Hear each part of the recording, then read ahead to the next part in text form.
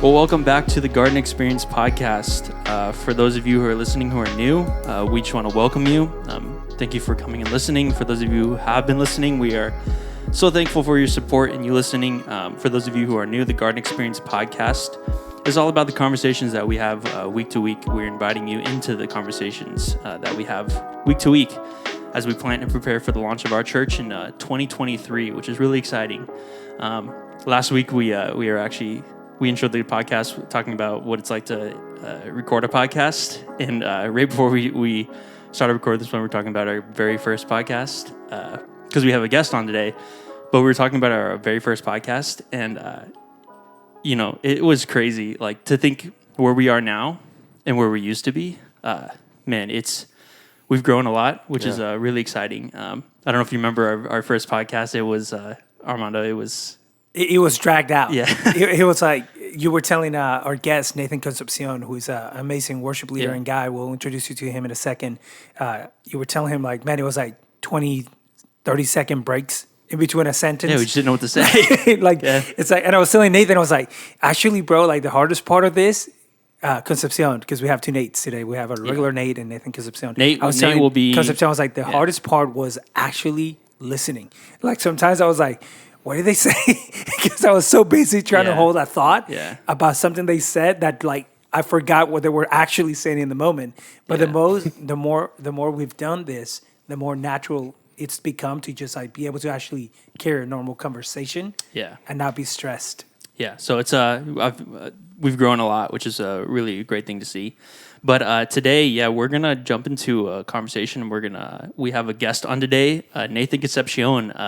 If you've joined us at our Garden Experience gatherings, he's led worship amazingly. He's a great worshiper, great leader, great worship leader, great songwriter. Yeah, we've for those of you inside on the Garden Experience, we are actually writing our own music, which is praise God, so exciting. And Nathan Concepcion's been helping us, and his ability to write lyrics that are just so like unusual to what we usually hear. It's like really incredible. Unusual. So what does that mean? unusual, and unusual, No, it's a compliment for sure. Trying to like unusual in a great way. Gosh, I forgot the name. Yoda. Like, instead of I love you, I love. No, not like that at all. Not like that at all. No, but really, he's been a great friend to all of us. We've known him for many years. I mean, at our previous church that we were at, that's where we met and began to have a relationship with him. And, it's been a great journey to be friends with him. He is a professional photographer, videographer. So, shout out to Nathan Concepcion. If you need, any photo shoots or any, videos shot, give him a call. DM us on Instagram, we would he love could give us a handle too. Yeah, he could give us. Later on, we'll make sure as we close, we'll share his handle because shout out to the our local businesses, and our entrepreneurs. We love them, and we want to encourage them, help build them up, and send them out and do their thing. And so we're gonna jump into conversation. We're gonna hear a little about his testimony, Nathan Concepcion. We're gonna call Nate Victa Nate today, and Nathan Concepcion will be Nathan. So you can kind of differentiate the two. I'll try. But if if you hear Nathan, it would probably be Nathan Concepcion most of today. But I think their voices are I'll chill out today. Their voices are so unique that of course. Just use your discernment. Use your discernment. The spiritual discernment to know who's talking. Exactly. But we're gonna jump into a little bit about Nathan Concepcion, and we're gonna also jump into the conversation of worship. That's part of, if you're in church too, we worship all the time, but like actually what that looks like and what that actually means, sometimes it gets lost. We can get so used to just like singing songs and not really thinking about, man, what are we doing when we worship? What does worship actually look like? Like, are we worshiping, when we're walking daily in our lives? Like when we, glorify God with things outside of song, like, are we worshiping God then? Is the message worship? Like, what does that look like and what does that mean? And so we're going to jump into that. But Armando, you want to again introduce a little bit more about Nate? Yeah, no, I'm just super honored to have you, Nathan. Nathan. Right off the bat. Template out the window. Yeah. No, I've known you for years. We actually worked together at one of the locations from our old place. I had the honor of having you as a worship leader. Yeah. And just to see years later, your progression, your maturity, your heart, and the way you're focused on God and the way you focus on serving Him and worshiping Him and leading people, it's awesome, bro. And I'm really excited to see what God continues to do and what God has in store for you, Rochelle. I'm excited for the future.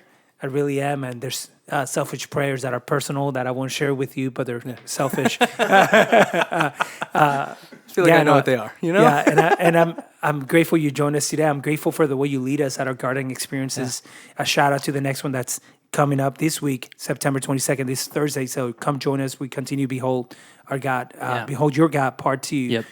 Title right now is Knowledge Beyond Facts. Yeah. I got facts for you, baby. Wow. But Nathan, share a little bit about your life, your story with us.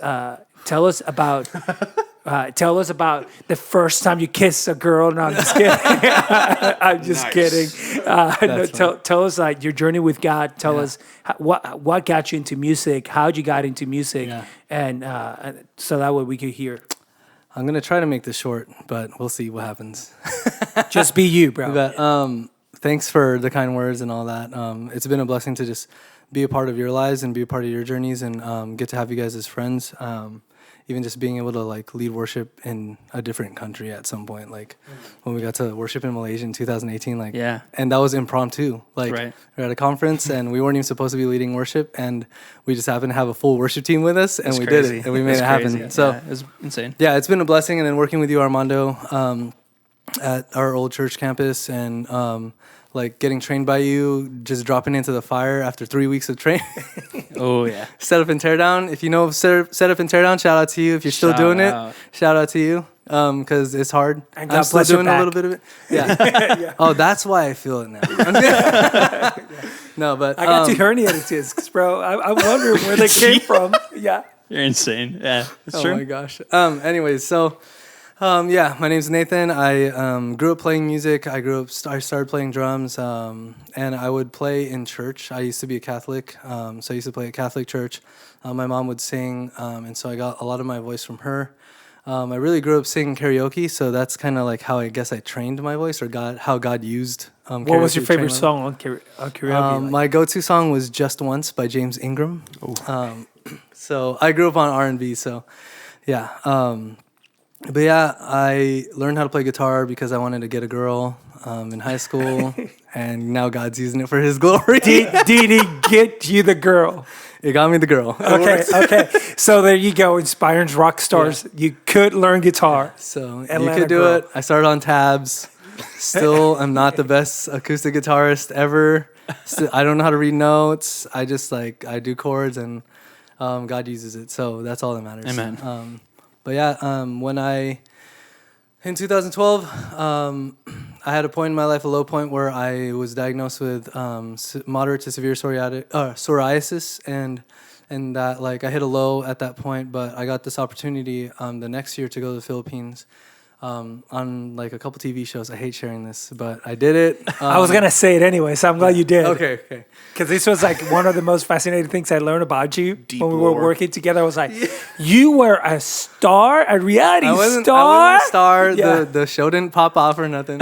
There's people that are singing your songs. I got to write a cool song for somebody that was famous in the Philippines. And anyways, after all that happened, I remember a moment of sitting alone in my apartment in the dark, watching a movie on this tiny TV that's in the Philippines, as big as a 16-inch MacBook now.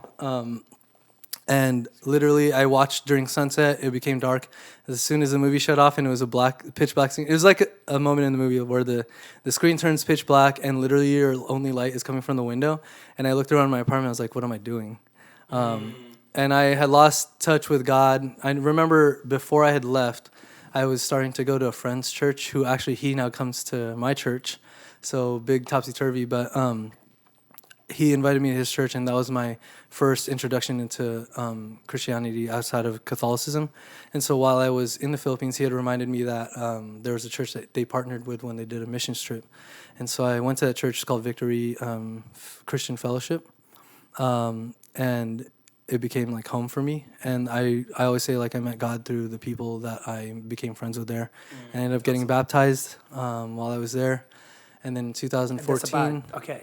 Yeah, so that was the end of 2013. November 2013, I got baptized. In 2014, I got the opportunity to try a stem cell procedure for my psoriasis to try to heal it. So I came back to the States. I ended up staying longer than I wanted to because I had lost so much weight in the Philippines because of walking and just the heat that I didn't have any fat. And you need to take stem cells from the fat on your body. And so I literally was eating Big Macs like every other day. Just so I could gain some weight. Hey, that's great. Supersize it? Yeah. Absolutely. Supersize me, baby. But yeah, so like it took a while for me to get my weight back up. So I stayed longer than I expected. And while I was here, I ended up going to Eastlake Church, checking it out. And then I went back to the Philippines after the procedure. It didn't work. I went back to the Philippines for a week, and I got super homesick, called my parents crying, and was like, hey, I want to come back home. He missed that Big Mac, bro. That's what was happening. Yeah. So I came back, and I joined the worship team at Eastlake, and then that's when God started showing me, like, oh, it's a possibility to become a worship leader and to really use my gift for His glory. And so since then, I got to meet all these guys, and it's just been a journey and a half, honestly. Like, I feel like my testimony, like, when I share it, I realize how much God has done and how much I feel like I've had so much life experience just from all the things that I've gone through and that God's still allowing in my life so that I can grow. And so that's so true.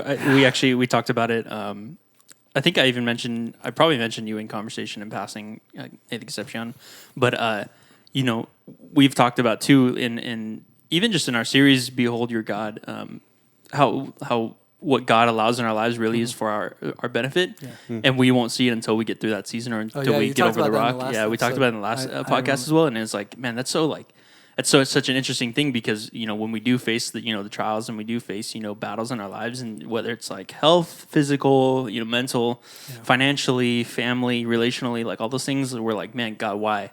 Why is this happening to me? Why do I have to experience this? Because, we think, I do think sometimes, I used to think this too, that my relationship with Jesus in that journey was all like rainbows and like butterflies and just like such a free and lollipops. And lollipops. Just the Garden of Eden. Literally should go back to the Garden of Eden, and that's the experience we have with a relationship with Christ. But that's not true because we live in a broken world. Right. And so it's so interesting to think, when we do face those battles, to think that there is things God is allowing in our lives, and all of it is really meant for His glory and our benefit.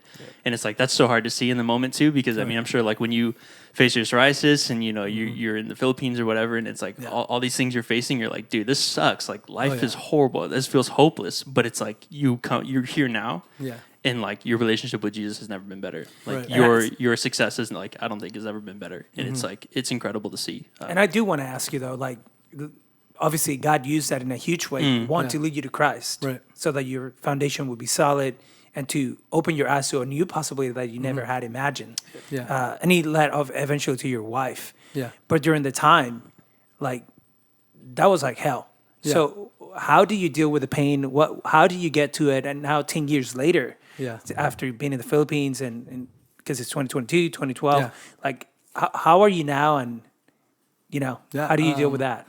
So, for a long time, like I grew up having like perfect skin. So like when I got diagnosed with it in 2012, it like ruined my life essentially. Like I had all these dreams and plans that like none of it had to do with God. And so I think like, most of us were the same. Right. And so what I go back to is like, if I hadn't gotten psoriasis, the person that I would be today, like I might be doing drugs. I might have become an artist, like because I wanted to be a singer, an R&B singer. I might be doing drugs. I might like be like, all over the place when it comes to like women and stuff like that. And so I don't think that I've 100% feel like God allowed me to get psoriasis. One, so I could humble myself because I had a lot of pride back in the day. And then two, I mean, I still have pride. I'm still working on it. We all are. Yeah. But the second thing was, I don't think one of the most deceiving sins. Yeah. If we're honest, right? That and greed. Yeah. Those two sins. It's like It's like if you say you're humble, people say you're proud. It's like, huh? Because you say you were humble. Yeah. So where's the line? Where's the line? I'm learning to grow in humility and greed. Is the only sin that Jesus says, watch out for. Yeah. Yeah. Yeesh. So I think both of those things might have happened to me if I hadn't gotten psoriasis and like toned down my life a little bit. And it was almost like His way of telling me like, hey, just slow down and like things are going to come to fruition, like the things that need to happen. And so now, like I used to think I wasn't going to get married. I used to think like, oh, my music career is over. Like I don't want to do this. Little did I know, like I had a wife waiting for me. And then I also had, the songs that I was going to write weren't going to be just for me. It was going to be for him and for his glory and for his people. And so now I'm here. I'm able to do it. And I've actually started getting treatment, because treatment from 2012 to 2022 has changed a lot and evolved a lot. And so I'm actually going through treatment, and my skin is actually almost back to normal. Oh, that's awesome. Which is insane. Like, Oh, yeah. So like one of the things that I wasn't able to do, and these small things that I was like I missed doing, was wearing shorts around like in public. Yeah. Because like I had such huge ones on my leg, like huge patches. If you don't know what it is, it's like similar to eczema. I think it's worse than eczema, and neither of them have a cure. So yeah. But I had huge. It's not patches on my contagious legs. or anything. No. Just so people Right, know. right. But as long as you know, we live in a time and age where a lot of people think that our bodies don't matter until it gets hit with a sickness. Yeah. And all of a sudden you realize like, wow, my body does matter. Yeah. I'm Right. not just a soul. I'm a soul with a body. Right. And whatever's happening with my body affects me physically. So even though it's not contagious, just the fact that it's on your skin affects your mental health, your emotional health, your physical well-being, and it affects how you engage the world. Yeah, and I think to bring it back to this idea of worship, I don't think that my worship would be the way that it is and how would have become how like as strong as it is, or the way that I do it, if I hadn't had psoriasis. Because I remember very distinctly sitting in a worship service at Victory Christian Fellowship, and I had psoriasis already. And when you get psoriasis, you get nails. You get pitting in your nails, and sometimes your nails look like they're rotting. And I had it pretty bad at that time. And so one of the things that, like, I would sit in a worship service and I would feel this urge to lift my hands, and I refused to lift my hands because I just felt like the person behind me is going to see my nails, and I was just super self-conscious. And at one point, I just did it, and it just changed the way I worshipped, and I just felt the Holy Spirit come down on me, and I was like, dude.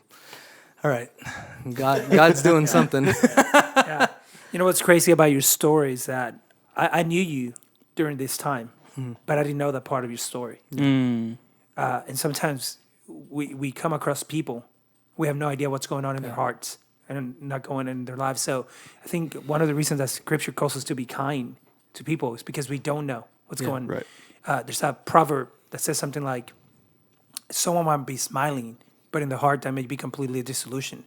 So in their face, they're showing a smile, they're pretending that everything is okay, but internally they're facing some kind of sickness or some kind of broken dream or whatever. So man, I just want to, say I'm so glad for what God did in your life. Yeah. I know that if we could go back with certain things in our past that have been painful and hurt, we're like, hell no, never do I wish to have had that happen to me. This side of it, I'm grateful for it. Yeah. Like, I'm grateful for what God did, but I wish I didn't have to go through it. Right. I understand I had to be at this side. I just wish I didn't. Right. So I don't want it again. Right. But I'm so grateful for what He has done, and it also built your character, Nathan. Oh yeah, because you had to endure. Enduring is not easy. Yeah. Persevering is one of the probably hardest thing we have to do, and it's the one thing we always have to do in life. Yeah. Like people that are successful, they have grit. Yeah. Grit is literally biting down. I'm going to keep going. Yeah. I'm tired. Yeah. This sucks. It hurts. It's difficult. Mm-hmm. I'm just going to keep going. Yeah. Like, I'm not going to quit. Yeah. And part of that was being shaped in you during that season. So the strength of character that you demonstrated for someone that knew you at the time but didn't know you were going through that, I just want to say, man, like, it's so awesome to see what God has done. And I'm grateful you shared that story with us. Yeah, of course. Yeah. And I know, even jumping into worship, like you said, I know you had some questions too that you asked prior to, like, actually, I do want to jump into the thing that you were mentioning earlier about Moses, the Israelites. Yeah, but let's define worship first. Yeah, of course, yeah. Because this is an interesting. Because I do want to jump into all that stuff. That is an interesting thing as we could talk about it, right? Do I want to step in here? Well, I'll jump in first. I think, for myself. Save me. Save me, Casey. No, I'll jump in. Because I was going to go into a completely different direction. Sure, yeah. Because we share, like, you were mentioning how you listened to the last 2 podcasts. And in it, I share about, in one of them, I think it was the first one, it's coming part 1, I talk about, this gets really weird when we talk about mega church pastors or pastors that have fallen from grace, that God might have allowed that in their lives. So I was going to go in a very similar direction, but that was very different, being that sometimes at church, you could be part of a church and you could think, and there's a book, sadly one of the characters, one of the actual persons fell from grace, called The Way of the Dragon, The Way of the Lamb, which shows what is the way of Christ compared to the way of the world. And in it, he kind of talks about, and he mentions how oftentimes churches will take on the systems of the world to run churches, and will end up hurting people. So, and it goes with the Exodus thing that you're talking about. But this is why I said, should I step into this, Lord? Because I don't want to offend anyone by saying sometimes churches, unfortunately, instead of actually living the way of the Lamb, the way of Christ, we live the way of the dragon. And we destroy people and we hurt. And I've been on that back end 3 times where I had to go forgive and really wrestle with God. So for me, like, being a pastor was never a choice, because it was what I was never going to be like. Because of what had happened in my experiences as a young adult. And then later on in life. So it's like a complete weird journey that I am a pastor and planning a church. You're crazy, Armando. Like, it's like, no, things that only God does. Sometimes that's right. Through sucky pain. But let's go to the questions. Before we jump into that stuff, I was going to say, let's define worship, which is, I think we should all do. I want to kind of go around too. But also, like, our experience with worship too, like, just a little, like, brief, like, what worship means to us. But, when I think about worship, really I do see it as a realignment with God. As I do worship, that is what I feel too, realignment with God. There's so much chaos that we face every day. And there's a lot of, like, things around our lives that, like, can just distract us from, the avenue that God has us going down, and, following after his purpose and the calling and just being in a relationship with him. Like, it can just distract us. There's so many things, like, I don't know, finances or family or relationship or kids or, whatever it is, your job, your boss at work, whatever it is. There's so many things that can just distract us. And when those things have distracted me, when I worship, I just feel realigned with God and I feel peace and I feel like, okay, the things I'm facing in my life, I will overcome because of the strength that comes from the Lord. And so, worship is so important. Like, I mean, like we talk about too, prayer is, like, essential to our relationship with Christ. And I believe so is worship. And, I do think prayer and worship are very related. Of course. So. Within, because we even too talk about, with singing songs and stuff like that. Like, I do believe that the songs we sing, those lyrics really are just prayers too. Like, they're just prayers. The book of Psalms, right? It's described as the biggest book of praise and prayer. Those were the prayers of the Israelites. That's what they sang and prayed as they were walking or journeying towards Jerusalem, as they were in their own time. Right. I mean, a lot of these songs that are written by David, sometimes when you hear where they come from, you're going like, how is this a worship song, dude? You were in massive depression. Like, it's crazy. So prayer and worship is very tied together. They prayer and praise sounds better. That's true. But for myself, in my experience with worship, I've been leading worship since I've been playing music since I was like 6. My dad was the worship leader at a church way back, and he would just throw me on the kit, and like I was like terrified. But what's a kit? Because a lot of people that are not instrumentals are going to be like, a kit or a kid. So he threw the kit. KIT. If I say kit, KIT, I mean drum set. That's that's abbreviated, I guess you could say, abbreviated way of saying drum set. But this is the curse of knowledge, by the way, in action. It's when you know something, it gets really hard to not know it. So it gets really hard to explain it. Explain it. But he would throw me on the drum set, and I was terrified. But I'm grateful for that experience because I believe it did set me up for success today. But again, thinking about like the thing, like at the time I was terrified, but now I'm like grateful, like just like example of like God. I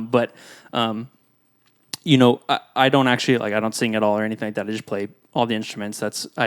Instead of singing, I just played all the instruments because I couldn't sing. And he really does mean all the instruments. But something powerful. I even think about in worship. I remember prior to like one of our gatherings, I mentioned it too. Like, when David played, like demons fled, and like he didn't even sing; he just played an instrument. And I was like, man, there's power within playing an instrument, in worship. Like, you don't have to like sing a song with lyrics that that just like praise the Lord and exemplify God. Like, you don't have you can just play your instrument and like still be worshiping the Lord. And that's like I think that goes for like all instrumentalists, who help lead worship. That like your job is just as important as the worship leaders. And so you have to make sure that you show up with excellence. You show up ready to praise, not to perform. Because we fall into that trap. I know I fall into that trap of performing. I've shown up just to just so I can entertain people, which is such a bad trap, because you just like you feel this like depression when you're playing. Like, you're like, man, this is so boring. Like, what am I really, like, what am I doing? And so it was, which in a season God did pull me out of that. And he had to teach me what serving is like, and help me to understand really what being a servant is, and what that looks like, and what the posture is like. And so it's being an instrumentalist and leading worship for so many years, even at a young age. And I know like part of my experience recently, with like performing instead of showing up to praise the Lord, was from my early like days of like leading worship in high school ministry. It's such a trap you can fall into, because you're with your peers and you're young age and you're full of pride, and you're like, and you want to be liked. You want to be liked. Please see how cool I am. You've been set up on this stage. You get a platform, and you're like, I can't wait to do this and show off and all that stuff. And I used to do that stuff, and like, I mean, it's a trap, and it's a battle that I think really, honestly, any like high schooler or middle schooler who's stepping into like help lead worship, like really you're gonna like come face to face with pride, because like that's just like it's such a, I mean, especially like just in the youth today, like attention and attention, you really just want attention. Like, you're just trying to find attention. You're trying to find, like you said, you want to be liked. You want to find the group. You want to be popular. And so that was my battle I faced. But the Lord did show up, and when I was like surrendered, and I was like, man, maybe I forgot what serving is like. God did show up, and He was like, well, let me show you, let me help you. And so stepped into a few other churches and helped serve there. And I was like, man, I was able to see different communities and different congregations, and be like, man, worship is like so powerful and so important, especially when you set yourself up right before you worship, before you go up on stage. But there is, like I said, to all the instrumentalists out there listening, your job is just as important. And so, like, to show up with excellence and ready to praise, like, man, what you're doing with your hands is just as important as what the worship leaders are doing with their voice. And it's really, worshiping is so powerful. And I mean, it's just something, being an enthusiast in music and just loving it, passionate about music, like, it's probably like the way that I find my connection with God like most, above like other things, which is like, I would say, just for like a lot of like worship leaders, that's just like, we always say, like, we love worshiping, and like that's like we do it all the time. And so and sometimes that's the only way that you can engage in worship with God. Like, I had a conversation with a worship leader from Awaken, and he was telling me, he's like, I struggle when I'm not leading worship to worship, because the way that I engage most in worship is when I'm leading worship. So sometimes when I'm in the back, it's harder for me to engage fully, because I'm not really giving myself fully. But when I'm on stage and I'm leading people, I'm giving myself fully to God and to people. Like, it is reserved, right? When you worship from the stands, on the background, we're encouraging you to worship. It's not the stands. That's a terrible way of using words. But when you're trying, like, I'm trying to say, when you're worshiping from like the congregation side, sometimes it could be like, right? This is why, like, at mega churches, they crank up the volume. Right? The reason is so that you can comfortably sing and no one hears you sing. It's hard to give yourself fully when you're thinking also, the we person just in like front loud. of me. And it's like, well, it's hard to give yourself fully when you're thinking the person in front of me is going to judge me. Of course. Right. I think of course. I would challenge that idea too. I mean, I understand where that person's coming from, because I've felt that before, but I would even challenge that and say, like, I guess this goes into my definition. Sorry. Yeah. No, you're good. No, we'll I'm skip around. No one knows how we're sitting, bro. That's true. That's true. Yeah, you're right. And this is my first time on a podcast. But I think just to challenge that a little bit, because I felt that even after joining my new church, like, I would sit in the congregation and it was hard for me to worship, but then God challenged me and was like, I don't listen to their voices, and because we came from a background of like everything's like almost perfect, like vocals, vocal harmonies, like pitch on your guitar, like everything's tuned. Yeah, yeah, everything sounded like it was supposed to be perfect. And so I go into a church where their worship team is like bare bones, and it's like a cajon sometimes with guitar and vocals, and I love that too. Like I love how organic it is, but at the same time, I came from like nitpicking little things and like, oh, that note was pitchy, or like this person just has a pitchy voice, or like the harmonies are off, or like the B string on the guitar is out of tune, And so God challenged me. I was sitting there in one service, and He was like, I don't listen to all that stuff. I listen to the heart. And I was like, dude. Are you Which is I'm 100% with you. Yeah. So I presented his side, but I never said whether or not I'm with it, right?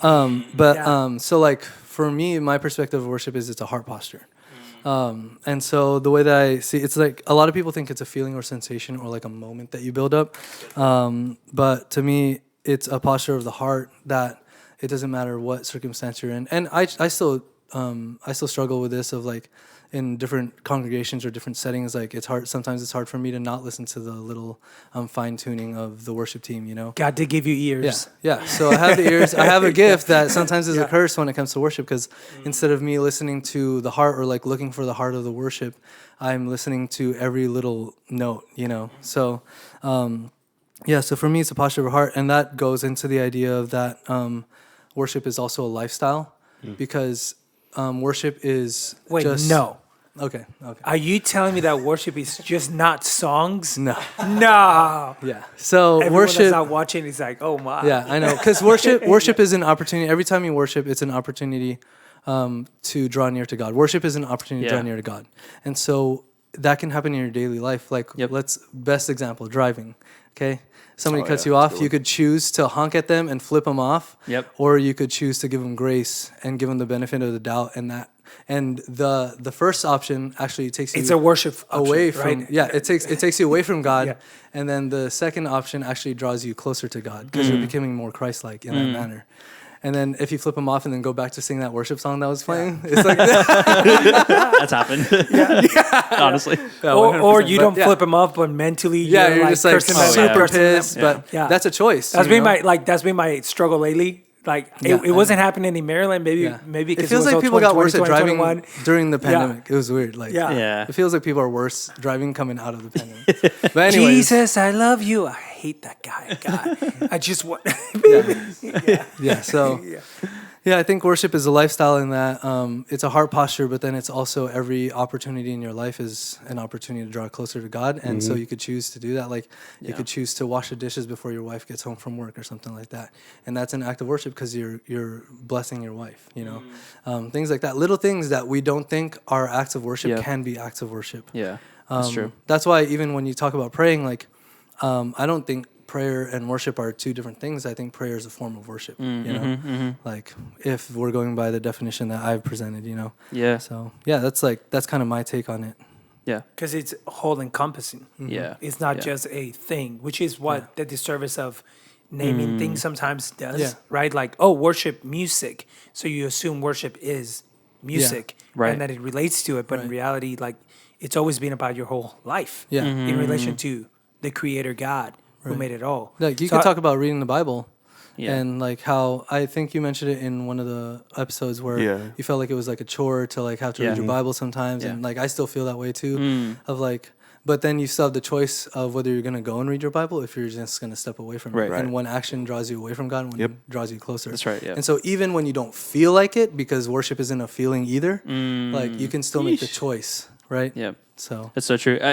The thing I like always tell myself too is like never let your feelings override your purpose. Yeah. And it's like, dude, like just like in day to day, when we're following after Jesus, like a lot, like really, I think a lot of the time it doesn't feel like we don't feel great, or we don't feel like our emotions are so heightened, and like sometimes we're just angry and we're just upset, and we're like, man, it says this doesn't, like we're growing pains. Like I mean, honestly, like as we like prepare to plant this church, we're like experiencing so many growing pains, and I'm like, man, like planting this church, like probably really doesn't feel like how I expected it to. Yeah. But on the other side of it, because of reading the Bible and like seeing my own like past experiences of like what it's in hindsight, the things that the Lord allowed and the way that the process was going, like, oh man, the Lord His will is good for us, and like His intention is always He wants the best for us, and He'll give us the best. And it's like, man, we just have to like enjoy the process and like pursue it, and just like, all right, let's just like keep pressing forward. And so like, man, feelings can be such a like trap, and you can just fall into that curse. But what about you, Nathan? What has your experience been with? Yeah, go ahead. We'll get to Nate. We'll Nate. go to Nate. That's right, not Nate. Nathan. But quickly, Yeah. we call reading the Bible a spiritual discipline. A discipline is not something that's easy to do. Otherwise, everyone would be disciplined with a routine for night. Like I struggle so badly to go to bed on time. Yeah. Like it sounds I to don't go do to bed on time. What are you, a little kid? Like it's like if I want to be healthy and I want to be productive the next day, I have to go to bed at a specific time because I'm trying to wake up at 5 a.m. to write. Yeah. So it's like it just won't happen if I'm going to bed at 11:30 because I had my Ben and Jerry's peanut butter world ice cream Whole pint, at baby. 10 p.m. Yeah. Side note: Handles is open. Hey, Handles. My parents brought it home the other night. It was fire. It was so good. It was tasty. It's an ice cream place. Yeah, For ice cream anyone place. wondering. Yeah, if you're It's a wondering, bomb ice cream place. it's super good. Yeah, Yeah. go try it I'll out. refrain my thoughts because I went and my experience wasn't that good. But Really? yeah, All right. yeah, maybe I had the wrong flavors. Maybe. Maybe. Yeah, 'Cause sometimes that happens, right? You pick the wrong flavor Yeah. and then you judge the entire thing. But That's like, true. It's true. Yeah. It's true. Nate, what has your experience been with worship? What would you define it We're to? supposed to follow like everything. No, I think. I mean, like Nathan said it. Really, like worship is a lifestyle, and I think to not take the high road and just like leave that as my answer and copy. I think it's really like worship is how you show whether or not you really believe in God. And it's like that's a challenge to me more than it is to like anyone else. Really. What is worship other than like what we were created for? Like really. And it's like you can boil that down to like super specific things like what we were talking about, praying and reading the Bible and all that stuff. But it's like whether or not you choose to worship God is just like evidence of what you, I think, believe in. Yeah. And it's like that's what I've been tested on, I'd say, the last few months as we've been doing this church plant. But yeah, it's like it's been crazy. It's coming from someone who plays keys and not many other instruments. You also sing. That too.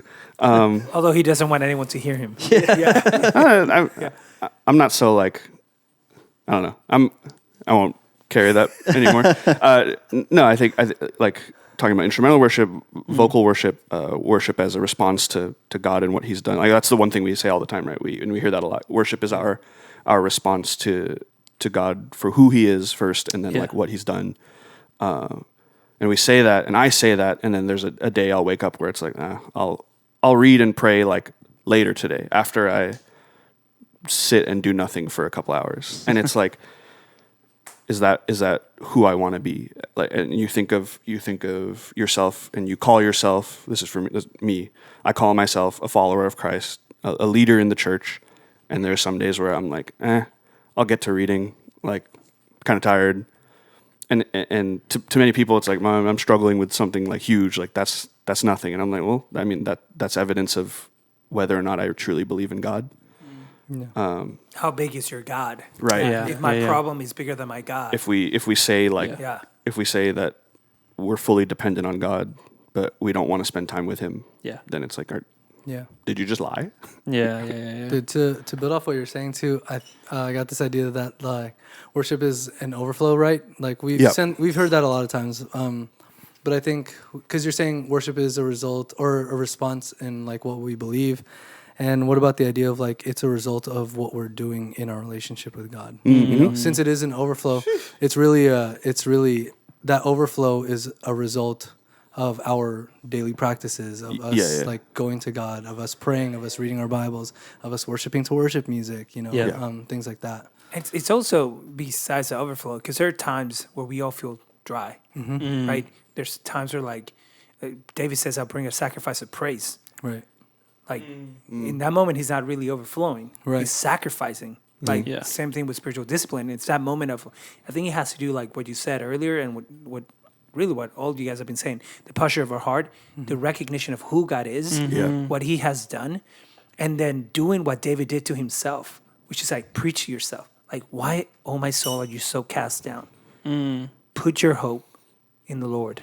Yeah. Like the Lord of heaven and earth. Sometimes we have to like make ourselves overflow by reminding ourselves of the goodness of God. Yeah. So like, I think our worship always suffers as long as we worship the wrong God. Right. And oftentimes we are worshiping the wrong God. We built an image in our mind of who God is, and we go after that God like is the real God, which leads us into Exodus 32. Yeah. I've grown. Yeah. I've grown. Amados prepared himself.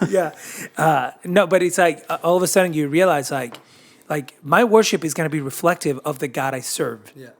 It's just as simple. Worship is natural to the human condition. This is one of the things that C.S. Lewis was so good at pointing out. I was trying to find it before coming here, and I just didn't have the time. But he has this quote where he talks about how praise naturally overflows in human beings. Like when you have a favorite football team or basketball team or e-game team or whatever, like naturally. I believe the term is esports. Yeah, esports. There you go. Yeah, you could tell how much I'm into it. It naturally overflows in praise. Your heart naturally shouts for your team to win. Right. That's praise. Or he points out, like, is God selfish in saying, worship me and only me? It's like, what kind of, like C.S. Lewis used to say, like, I used to think God was a pitiful God. Like, worship me. I'm God. I deserve worship. And he's like, who would do that? And then he's like, he started reflecting. He said, well, have you ever seen how lovers sing each other's praises? And they tell each other how beautiful they are and how wonderful. Well, then, if worship is conditioned based upon your understanding of who God is, once you start understanding, like what we talked about in our last gathering, the power of God, that he created everything and that he sustains it all by his being. That by his word, he sustains it. And then you understand that God took on flesh in Christ. Why did he do that? Because he loves you. Why did he make you? Because he loves you. Why did he bears with your sin? Because he loves you. Like, all of a sudden, if you're not moved to worship, so God is saying, like, listen, worship me because I am all you need. And in worshiping me, all of a sudden you come to discover joy, hope, and love. So like the same thing with the posture of the heart that Nathan was describing, or the instrumentalist. Like you forget that you're not there to play an instrument, but to worship God. That's right. So when I used to do music, and all you guys know that, but maybe someone that's listening just thinks my life is Amado used to sing. Just a pastor. Lead worship, and Play electric guitar. Yeah. My first time ever doing worship, when I first started playing guitar, I was about 15 or so. And the pastor of this local Hispanic church says, like, hey, I want you to play on Sunday. I was like, oh, sweet. I've been playing a lot, practicing a lot and whatever. I bought an acoustic guitar with money that I won at a contest that I wrote. Like, and my dad honored me and said, like, you won $300, I'll give you $300, go buy a guitar. So it's like $600 guitar, right? I show up and he says, you're not on stage, by the way. You're off stage by a plant that's on a pot that's taller than you. So I literally was hiding. But right before I went up, my mom said to me, and these words redefined my life when it comes to serving God. She said, remember who you're doing this for. As you stand there and people look at you, they're not trying to look at you. They're trying to see the God you're worshiping. And it changed my life. Because from that moment on, it separated things for me in a bad way and in a good way. In the good way of like, oh man, when I serve the church, it's about who God is. It's not about who I am. You're right. It did it in a bad way in the sense that I separated this so logically that anything that had nothing to do with the church had nothing to do with God almost. So that was the bad way of it, of like, no. When worship is your whole life posture. It's a posture of the heart. Colossians 3:23. Whatever you do, work at it as you're doing it unto the Lord. So everything is worship.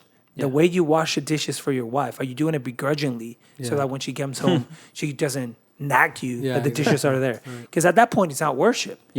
That's really it's just you're just like whatever. The way that I treat my parents, the way that I treat you guys, the way that I honor you, it's all part of worship. That's right. Do I recognize that? So it's fascinating once you start thinking about like how worship shapes us and the kind of God that we worship, and how is my worship tied in to who God is. Yeah. And not only is how is my worship tied into who my God is, but what do I believe is possible is tied into who my God is as well. Mm-hmm. So when you think about that, Nathan, Nate, and Casey, you start thinking about that before we go to Exodus 32. Sure. You start thinking about that, like how much does your view of God impact your worship? Mm-hmm. I mean, I really do think it does, and it has impacted, And how does that lead you personally to worship God, right? Because we all experience God uniquely. That's part of being a Christ follower. We each have our own relationship with Christ, and He expresses Himself differently. So, and so I think differently sometimes the way that I've worshipped is based off how small or how little I think God could do for me, or what is possible. Some days I'm like, I don't feel like I need to worship today because this isn't possible, or I don't need.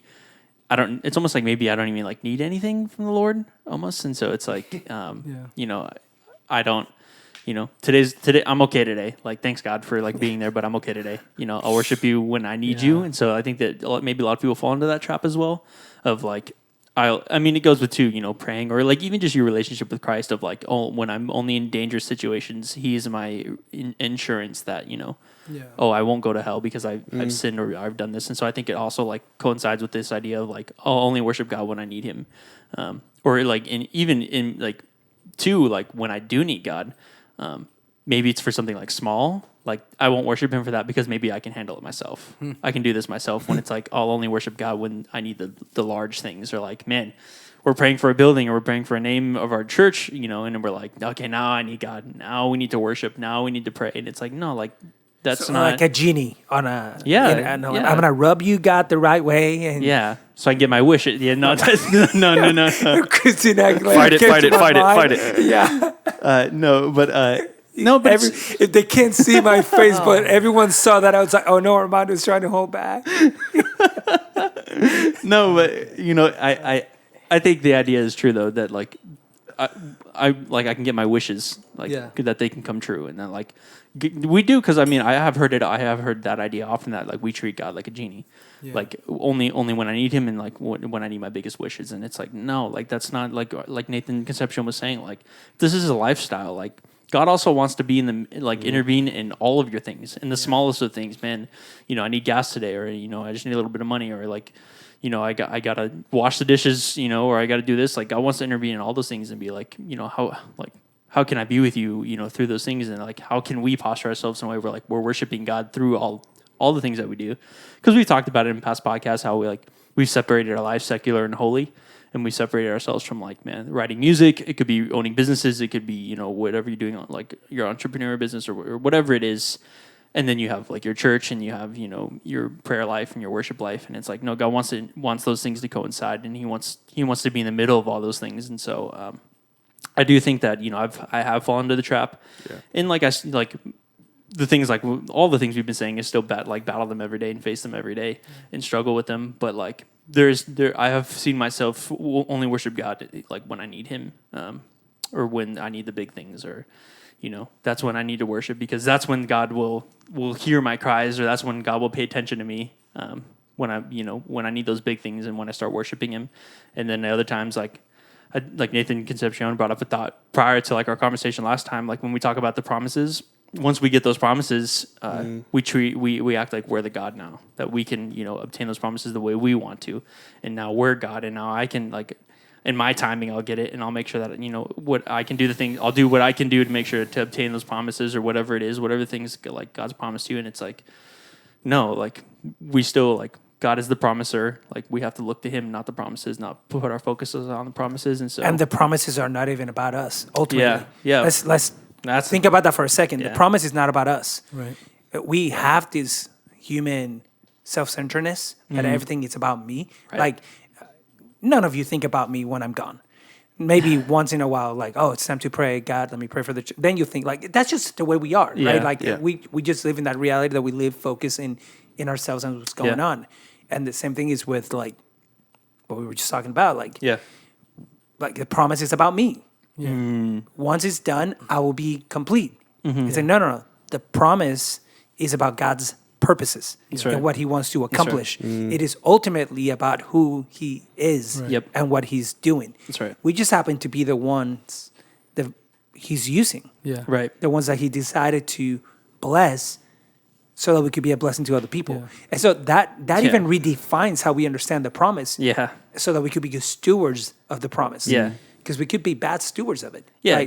Like, oh, he gave me the promise, and now I don't need you. Like Nate was saying last week, like in his, like, God, if you let me pass the test, I'll surrender my life to you. I failed. Well, like it's like move on. If I get the if I get the promise, Sorry, God. If I get the promise, like Who you know, like, that's it. I don't need you anymore. So it's Right. like, no, the promise is about God's purposes. My life is about God's purposes being accomplished. And it happens to be that my life becomes truly fulfilled as I live out his purposes. Yeah. So it's fascinating. I think too. I was thinking about how, like, being led to, through our promises and all those things by God until it is finished, until the work on earth is done. We sang a song called "Behold" at our last gathering, and at the very end, one of the lines said that it said, like, lead the way until the work on earth is done. And it's like, man, it's always been about our, like, God being us, seeing the Lord lead us through the promises, through the things he's called us to, all the way until the work is done. It's never been like obtain and now my turn to, like, be in control and be the driver. And it's like, no, like, God, like, this is about God. This is about his kingdom. And like thinking about too, like you said, the promises isn't like always about. It's not like about us. Like, it's not about, like, oh, I can't wait to get my favorite car. I can't wait. Like, God's promised me, like, if he's promised you to be a millionaire, which he has, there's people in this world who he wants to significantly bless with finances so that you can be a blessing to other people. And generous is not about so you can have the most money in the world. And if that's you better be living the most generous life right now. Exactly. Because that's the only way he's going to give it to you. That's right. Like, if you're not generous, God's not going to bless you. Yeah. It's that simple, because the money's going to keep you away. Like Rick Warren's example, it's like the quintessential example for me, like the one that I think about the most. He literally said, the only reason God blessed me with money, it was because he knew I was going to give it away. So right now I give 93%, I think it's like 93.28 of what he gets, he gives away. Yeah. He paid back every single salary he ever took from the church. Once purpose-driven life became popular, he paid back the church for everything. He pays for his own travel. Yeah. It's like, that's the only reason God blessed me. Yeah. Because he knew it always going to go back to the kingdom. Right. That's right. Not to my kingdom, Exactly. but to his kingdom. Yeah, that's so good. What are your guys' Nathan Concepcion, Nathan Victor? What are your guys' thoughts on that as well? Your view of God and how it affects your worship personally. And what is possible for you. I will say, in response to kind of what you guys were talking about the promises, before I get into, like, that stuff, but I think we do something similar with worship where we think it's about us. Like, we worship and we know that there's a subject to our worship, but then we make it about us. Preach it, Nathan. It's our way of, like, getting good with God, or, like, getting what we need from God, getting energized, getting spiritual again, filling our cup again, and we don't realize, like, the reason that we're able to worship is because he's already given. Like, and like, if we look at our lives and see, I think this is my answer to that question, is that how I see God is, like, I look at my life and I look at that, like, I look at it as God's given me everything I have to this point to get me to the point, and how can I not worship? Like, similar to what you were saying earlier, it's like, how could you not worship, like, seeing that God gave his one and only begotten Son for our sins. He took the burden of sin on to his Son, and we get to live freely in Jesus. And so that, along with all the other things in my life and all the things that he's allowed that I've gotten through because of him, not because of myself, like, my only response is worship, Like, I can't do anything else. Like, what more can I give him? That's I'm only good. human. That's so good. Like, all I can give him is my worship, and, like, a real worship that's, like, truly from my heart and not for me, but towards him. That's right. That's right. Yeah. Before Nate answers, because you reminded me of something we briefly started talking at our gathering prior to the worship, and Casey was like, leave it for the recording. It literally, I think, sadly, we have done a disservice sometimes in our modern church to what worship is and to what people should expect when they come to church. Because most people walk into church not even realizing who they're coming to worship. Yeah. Their expectations are so low. I think this is partially why even Scripture encourages us, like, remind each other about the goodness of God. Like, tell each other about it. Share stories so that you could be stirred into worship. And I think sometimes we show up to church and not only do we think sometimes it's about us, but sometimes we think it's about entertainment. Yeah. Sometimes it's good music to create energy. Yeah. And I'm not talking about worship leader. I'm talking about just people in general. Like, it's just good music to create entertainment, to wait till the message. And all of a sudden we don't realize, like, man, the whole point was for you to tune your heart to what you said earlier. Like, tune your heart to who God is, so that all of a sudden your entire life is open before Him. You see yourself as loved, forgiven, cared for, and then you see yourself as ready to receive the word that this God has for you, so that your life could be enriched better. Yeah, I feel like we look at our lives like, I feel like we look at our week as we need church to get through the week. But really, what it should be is we have a worship lifestyle that leads us to Sunday gathering, and it's a worship service, and it's our opportunity to do it in community. That's right. You know, rather than like, oh, we go because we need a little bit of something, we need a little bit of Jesus, and then the worship music is just the bookends of what the message is supposed to be. It's supposed to help the message, and then I get to talk to my friends on a Sunday. All of that, if we set ourselves up during the week, is worship. Every part of it. I think too, you know, I think that does, it makes me realize too, like, I feel like I'm guilty of it too in some ways. I guess I used to be, not so much anymore, but like, you know, you think about a lot of people like show up when the message starts. Because I think that we've lost, you know, the idea of what worship really is. You know, when we sing song, you know, it's not like we're just singing a song. Like, we're not just showing up so we can just sing some lyrics to, like you said, feel good. You know, we get to stand up, we get our coffee, we get ready to like sit down and hear this 45-minute message. Like, I think it's interesting to see how, you know, people have lost that, like, the excitement to just like go and worship and just be with the Lord and be like, man, what, like, let's just worship and be in awe of like what God has done for our lives. You know, and how much He's loved us and how much He's led us through the trials. He's given us strength, and it's like, that's why I think, you know, people they'll show up right before like last song. Like, there's like 10 people in the stands in the congregation, and you're like worshiping. Song 3 gets there, and you're like, oh, everyone's showing up now, ready for the message. And then as soon as the last song goes, everyone's kind of like, that answer's better. Take a long time for the rest of the exactly. come in. But yeah, you know, you reminded me of, like, rather than like looking as like I'm waiting for Sunday, but like living with the expectation and of like the God that we serve. You reminded me of the pilgrimage Psalms. When I was reading I finished Psalms commentary by Kittner, 2 of them. Well, it's really one big commentary divided into 2 books, which are not very big. All that to say that he talked about pilgrimage Psalms as Psalms that you would sing as you're ascending towards Jerusalem, as you're going towards the temple, and you're singing the Psalms about the sacrifices you're going to bring, and you're singing the songs about what God's going to do, and I can't wait to be at the temple. And it's like, if we are able to regain that today back in our Christian faith of like, how do we live in such a way which speaks to our need to be connected weekly, like during the week with each other, not just to make it at one point during the week where we just connected that Sunday, but to like how we live in integrated lives with other believers, that we are encouraging each other. Like, man, I can't wait to celebrate together on Sunday. I can't wait. I can't wait because here's what God has done in my life, or my life has sucked so much this week, but just being together and knowing that we're headed together to the house of God on Sunday. To sing together and listen to a message together and pray together and hug each other and drink coffee together, which is all part of worship. It's all worship. How you receive the message is worship. Like, I can't wait to do that because you prepare yourself. And I'm guilty of this. Like, I'm not trying to say like, oh, Armando is so holy, and it's like I talking about songs and like I struggle to go to a church when the worship sucks. I just do. I've been in music since I was 15. Like, that's over 15 years of hearing music, and like over 20 years of like I know what sounds good, I know what doesn't, and I know that I should be focusing on you, God. But excellence exalts you and honors you. And right now, Yeah. I'm not hearing excellent, which is distracting. Which is our standard of excellence, right? And then also when it's a distraction, like, is that distraction louder than the God's voice? Yeah. And what am I depending on to be able to say, like, hey, they suck, but my heart posture could be one of saying the words are true. Yeah.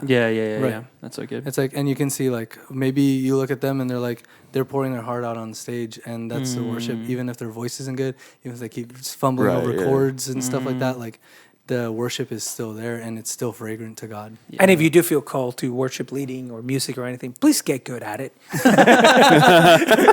That needs to be said, right? Like, taking lessons could be a form of worship. So. Yeah, it is. It is, right? Like, you can't grow, like, if unless you invest your talents and your skills, God will not grow it. I mean, even I said at the beginning, like, I'm not the best acoustic guitarist, you know, like, and I should take lessons, and maybe I will.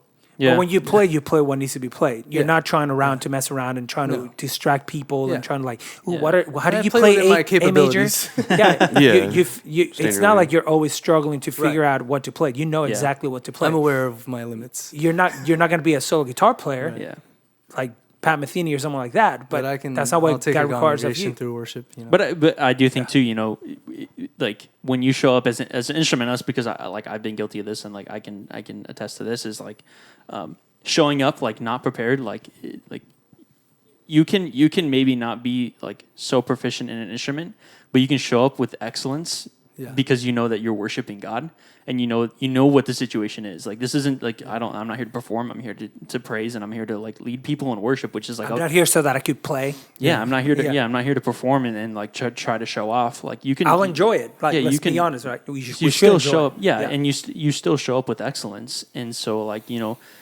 it's crazy how someone who could be super proficient in an instrument can show up and just like be so good at their instrument, but be such a distraction. Yeah. Because they're not aware of the situation. They're not aware that I'm here to worship the Lord. I'm here, like, they're actually just there because they've been given a platform now to just solo and do whatever that, you know, gives them the best opportunity to show off. And so it's, you know, it's true. It's like, man, there is situations we walk into and we're like, man, this isn't up to my expectation, of course, because we all have our own expectations of worship. And, you know, we're like, man, I wish it was to this excellence. But, you know, the truth is that like they are like showing up, trying, like, hopefully, you know, with the idea in mind that like I'm showing up with like my best excellence in mind, and like I'm here to like help lead people in worship, which is a battle, and you know I'm here to like praise the Lord instead of, you know, showing up and like even if they're not, you know, so good at an instrument, because I used to be like that too. I used to not be good at an instrument, and I'd show up and be like, man, like this is tough, and it can be even too, you know, for the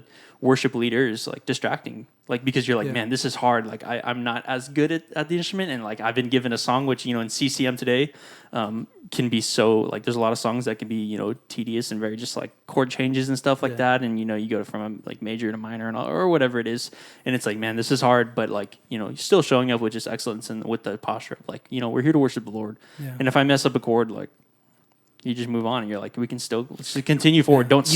You look at the other guitar player, and you make a face.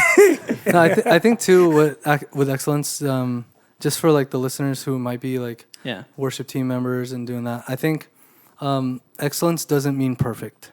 Yeah, right. Excellence means like your best, and sometimes if you're super proficient and you could do riffs and runs, like let's say a bass player can do all kinds of stuff, and they do that at their gigs on the weekend, but like they come to church. Sometimes your excellence means toning it down. Discipline, you know? So, excellence sometimes for music is actually serving the song. Yeah, and what it needs. That's right. And especially when you're doing worship, you're going like, okay, like it's about what do we need to do to lead the people of God into His praises and into His worship. Usher His presence into the room. It's not about how much I could play. Like you mentioned the instrument. I would love to hear from each of you quickly, briefly, what instrument, when they're a really good player, is the most distracting to you? All of them. When they're a really good player, like you just get super entertained. Like probably a drummer for me. Drummer? Yeah.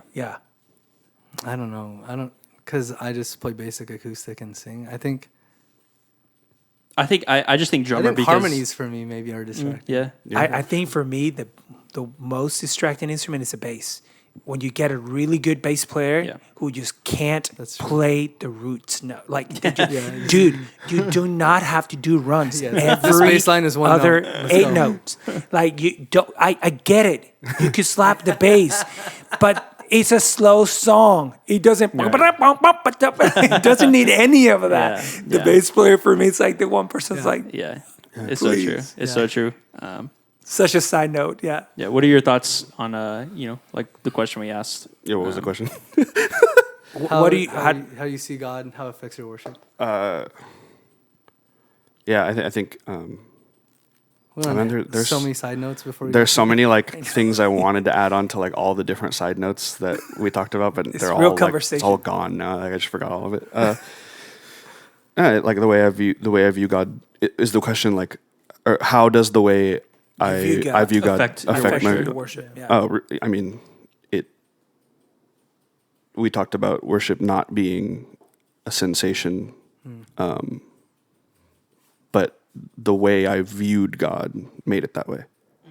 When you have ups and downs in your faithfulness to God, it's because when I have ups and downs in whether or not I feel like reading the Bible, or whether or not I feel like spending more time in prayer, or if I'm just like, I have my prayer list of the general like people in my circle, things that I know they're going through, pray through it, and then like don't even wait to hear from God. I'm just like, okay, God, here's all my friends, here's my family, I'll see you tomorrow. Like, I think the way I view God, the amount of attention I place on God, the priority, like where God is in my priorities, definitely like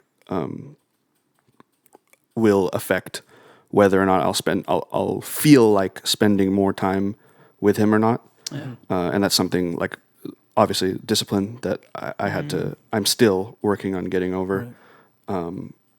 When I started really diving into the Word and really getting to know God over the last few months, and it's really like interesting to say, like I've been a Christian my whole life, but I really feel like I haven't been a real Christian until like maybe April, and that's crazy. I've been in church like my whole life, been serving on the worship team, like 3 churches ago or something, and it's like now, like who I am now would be like I probably shouldn't have been on the stage, because it's like I was in no place to like lead people. And I feel like I'm only starting to become like someone worthy of carrying that responsibility. But yeah, like the way I view God now, it helps a lot in the spiritual disciplines.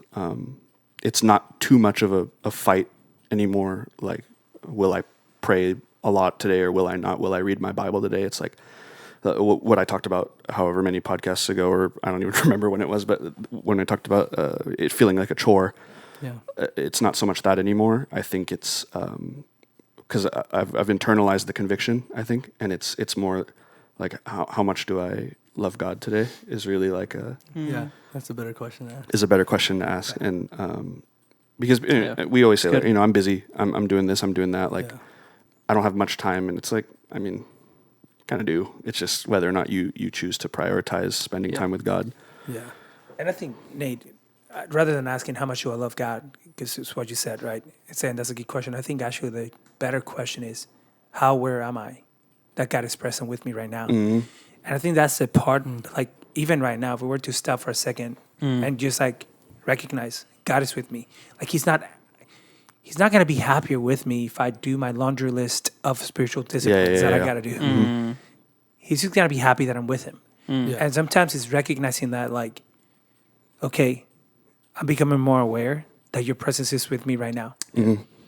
This gets really hard once you start sinning and you recognize that His presence is there. And you're like, oh, God is aware that I'm cursing at this person. I turned off the radio because I didn't want to hear the worship songs.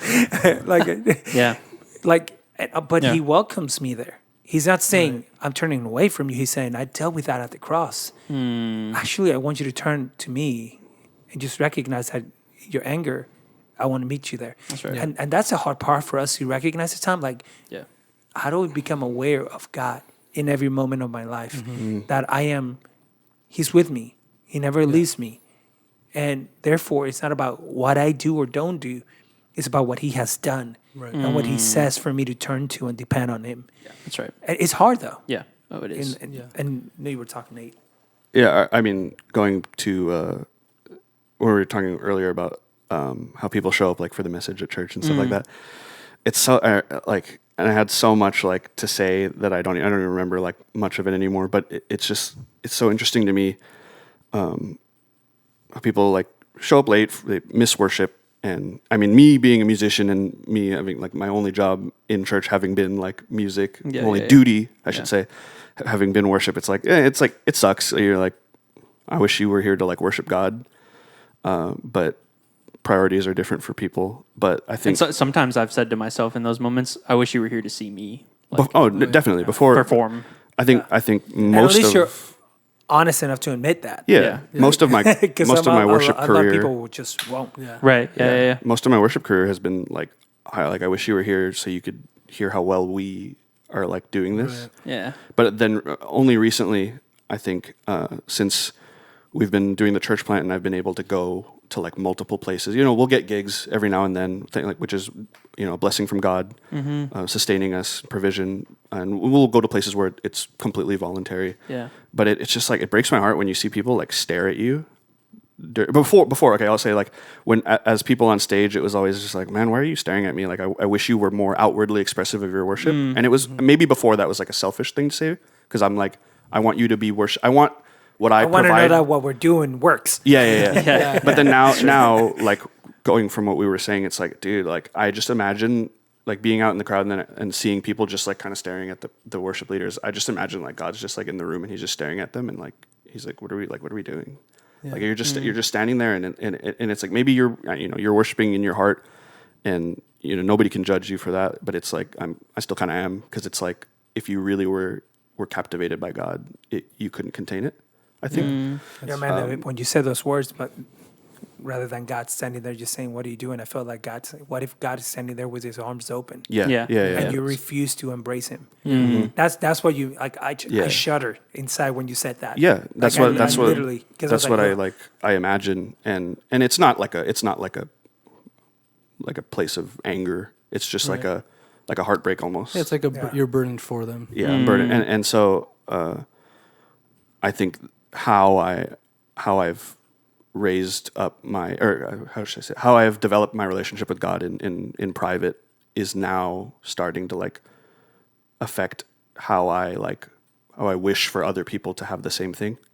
So it's really like it's just development. And going back to the original question, it's like I see God as so much more now than I did before. And so it's to the point where it doesn't even just burden myself. I'm burdened for other people because it's just like, and it's just like I lead, like Nathan and I like lead, I mean, we all lead people in worship, but we do it musically. And when people sing, like not so much anymore. I mean, it always, in the back of my head, it's like, I want you to sing. I want you to outwardly express yourself, not for me anymore. Not for my own like self-gratification, not so that I know what I'm doing is working, because I've come to terms with like what my duty is, what my calling is.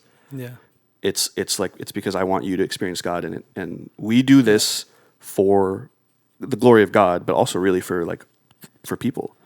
And so when people are showing up late and they don't want, or they're not like really into worship, they're just, when you're biding your time until the message comes around, it breaks my heart, because I'm just like, this is a chance for all of us to in community worship and like seek the face of God, and we're just like chilling until it's over. And a lot of that responsibility also would fall on the leadership of the church. Exactly. Because I've actually heard staff from different churches say like, the pastor literally said, worship is just there to get to the message. It's just so that people have a chance to get in the building from being late. And when that's your theology of worship, of course it builds the culture. Everyone that shows up is like, we're just waiting for the worship to end. That's right. You know, so it in this moment for us of church planting becomes essential of what do we think about worship. That's right. How much do we value it, and what do we teach our people about worship? Because whatever we do now, whatever we establish, whatever we teach, becomes eventually the pattern that gets lived. Yeah, when we actually launch. Yeah, that's so powerful. As we come into our closing thoughts, I know you have a powerful Exodus 32. powerful I know. closing thought. So you want to share with it? Yeah. Yeah, we talked about how sometimes you could serve the church by the ways of the world. When I was taking a class on the Pentateuch, which is the first book of the Old Testament, some people call them the Torah. So it's Genesis, Exodus, Leviticus, Numbers, and Deuteronomy. One of the most fascinating things that I learned was coming up from my professor. I was mind blown by this. Was when the Israelites built a calf. Aaron built a golden calf. You've heard this story. Mm-hmm. Moses is up in the mountain getting the 10 Commandments from God. Mm-hmm. And the Israelites are like, well, this dude is gone, so he must be dead. Make us an idol that we could worship. So Aaron gets a gold from the people and he built a calf. And he literally says, and if most of our English Bible says, these are your gods, but if you look at the little ... or the little side notes, footnotes, it will say, this is your God. And what my professor was pointing out is in the Hebrew, it's singular. This is your God, Yahweh. So this Israelite people, it's not like they were saying, oh, we've returned back to worshiping the gods of Egypt. No, they were saying, this is Yahweh. This is our Lord, the calf. The calf is a representation of who God is. Yeah. So you could actually worship, you could set out to worship God and do it the wrong way, which turns out to be not worship at all. And this is why I was hinting at that question of our worship is reflective of the God we serve, of the God we believe in, of the God that we think man, I'll be honest, I was super convicted yesterday. I was leading our noon prayer. And for some reason I had this what do you dare to believe God for? And I was like, man, that question really answers who my God is. How many of my prayers are fake prayers that I think they're honest, but they're not. Yeah. So they're not really prayers, right? I'm praying it, but I'm not really praying. It's like a calf. And I was really confronted with the revival question. Do I really believe that God will bring revival? That he can do it? That's right. Yeah. And do I beg for it, believing that he will do it? Do That's I? Good. Or am I just saying it because it sounds good? And I hope he would. And it's what do you dare believe God for? Yeah. And it's the same what is the God? Who is the God you worship? What is he like? Is he a God that's just capricious? You have no idea if it's good or bad? Yeah. Is he a God that's in charge and rules over the world? Is he a God that doesn't know the future? Yeah. Like open theists believe? Sometimes crap happens because God can't do anything about it. Really? That's your God. Yeah. Find a different God. At least a Muslim God tells you that he does it. It happened to you because I did it to you. Your worship is going to be conditioned on the God you believe in. Yeah. So we could, in our lives right now, be thinking, I'm going to church, therefore I'm worshiping God. But when I'm at church, all I'm thinking about is the football scores. Yeah. How's my fantasy football team doing? We could be reading the Bible just so that we could check the list of and not feel bad about our Christian life and walk. Yeah. I'm not reading it to encounter God. I'm not reading it because God gave it. Yeah. I'm reading it because it's a way of making sure that I'm a good Christian. Right. Yeah. I don't curse because I'm a good person. And that's what a good person does. I don't lie. I don't cheat because that's what a good person does. It's nothing out of a reflection of who my God is. Our lives we are saved by grace. And then out of that salvation, we do good works. Our good works are all an act of worship. Right. I don't lie because of who my God is. Yeah. I don't steal because of who my God is. I don't cheat because of who my God is. I apologize when I do wrong because of who my God is. Yeah. All of it. We return back to the definition of worship. It's a posture of the heart. Worship is a lifestyle. Yeah.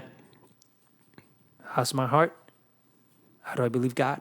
And how do I trust Him? This got real intense right now. It's good though. It's good. No, it's powerful. Yeah, that's such 78 minutes into this. Yeah, I know. You guys have any final thoughts? No, I think that's good. That's Covered powerful. Yeah, that's our conversation. We hope it really does bless you, impact you, and challenge you. We don't just want to challenge you just for the sake of it, but we want to challenge you. That you become more like who God is calling you to be. And so, we are so thankful that you came and listened. Nathan Concepcion, man, we are so grateful that you came. Thanks for having me. Just like, I yeah, just don't know. just yours. Is there an applause sound effect? Yeah. Butterfly, like Yeah. whatever, claps, Yeah. whatever. Jazz No. hands. That's what it's called. That's what we're doing. Yeah. But really, we are grateful for you, man.